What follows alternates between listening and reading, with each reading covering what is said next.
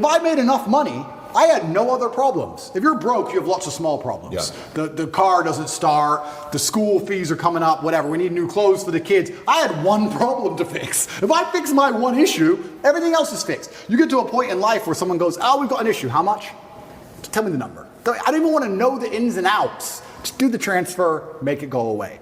So, yeah, as a man, I think you have that imperative to understand that the video game of life as a man is exceptionally difficult, and especially as you get older, as you progress with the levels, it gets harder. It's getting harder and harder. You need to level up your character. This is what amazes me when men go, I struggle with motivation. How can you struggle with motivation in the modern world? Are you asking to just lose? Are you asking to just be erased from humanity? Yep. Are you asking to be invisible? How can you be an 18-year-old man and say, I don't have the motivation to train as hard as possible and get as rich as possible? You are born to lose if you don't have motivation at 18. In the modern world, as competitive as it is, all those girls, those 18-year-old girls you go to school with, are talking to some 28-year-old man with a yacht somehow. The school, the TV, the internet, you trust these people? Look what they're injecting into them. So another thing that's very interesting, you talk about the 1950s, another thing that was different. In the 1950s, parents raised their kids. Who raises kids nowadays? School, Internet, Twitch. How much time do you spend talking to your child compared to the programming they get from the Matrix? You're losing in terms of pure minutes. You're losing. You can't even control what your child sees in school anymore. You don't even know. And when you find out they do what they did in California, they're like, what? Most people don't even know this. You have children 15 years old, I've seen it on YouTube, arguing with their own parents, disagreeing with their own parents. The whole point of having children is to instill your values in them. I want my sons to be Emery, Andrew, Tate. They must think and act and be like me. And for someone, I've had people say to me, what if they're not? If they're not, they're not. That's fine. But the whole point of me having them was my lineage. That's the whole point of me suffering to raise them was my lineage. Why would I raise them to be anything other than what I believe I should be and they should be? That's the whole point of it, and I'm proud of that. I'm not going to sit and apologize for wanting my sons to be Tates. I'm not going to apologize for it. I don't care what the school wants them to believe. They believe what I want them to believe because they are mine. But all of that's gone. I can train endlessly. That's why I'm bigger than I've ever been. I'll train I'm not going to waste a minute.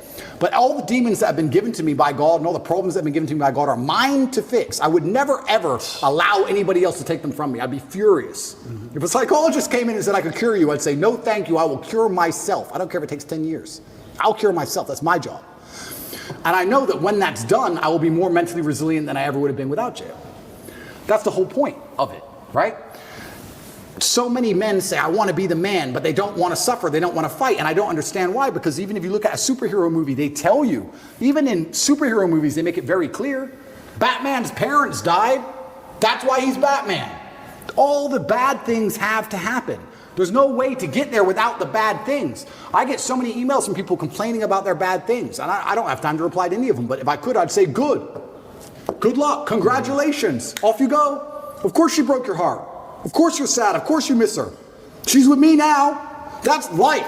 That's part of it. That's the only way you're going to get to that level of resilience. You can't become the man any other way. So yeah, I thank God for everything bad that's ever happened to me and all the demons. And I trust that he's not going to give me anything I cannot, in the end, decipher and deal with. Yeah, I think it's third law, equal and opposite force. What you just said there is absolutely true. There has to be an equal and opposite force to all the evil in the world. And the equal and opposite force to all that evil has to be God. And I've talked about this at length even with atheists, and I try and say that regardless of whether you're an atheist or not, you're thinking of God as a man in the sky, but you need to think of God as a concept as a whole. And once you do that, it's impossible to accept that he doesn't exist, right? I said to the atheists, I said, let's say there was 2 islands. You're shipwrecked, right? And there's 2 islands. Both of them are full of savages. On one island, you and your friend are shipwrecked. On one island, your friend goes and he crashes and they kill him and they eat him. And you go to another island and they want to kill you and eat you, but they don't because it's against their religion. Mm-hmm. Did God save your life? Who cares? Who doesn't even know the name of their God? But their God said, don't kill shipwrecked survivors. And now you're alive. So their God saved your life. The concept of God in and of itself saved your life. You owe God just for the concept of it, the idea of it. So even the idea of opposing evil as a whole is a belief in God. So you're either an evil person or you believe in God in some regard. And then once I understood that there had to be an equal and opposite force, I was raised Christian. I live in a Christian nation.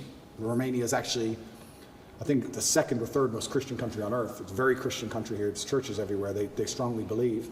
And that's where I began my journey, but I always had a very healthy respect for Islam because I understand that to a degree, to have a religion at all, you have to have an intolerance to a degree. Because without an intolerance, you don't have rules, you don't have laws, you don't have any, like you said, you have to earn God's respect.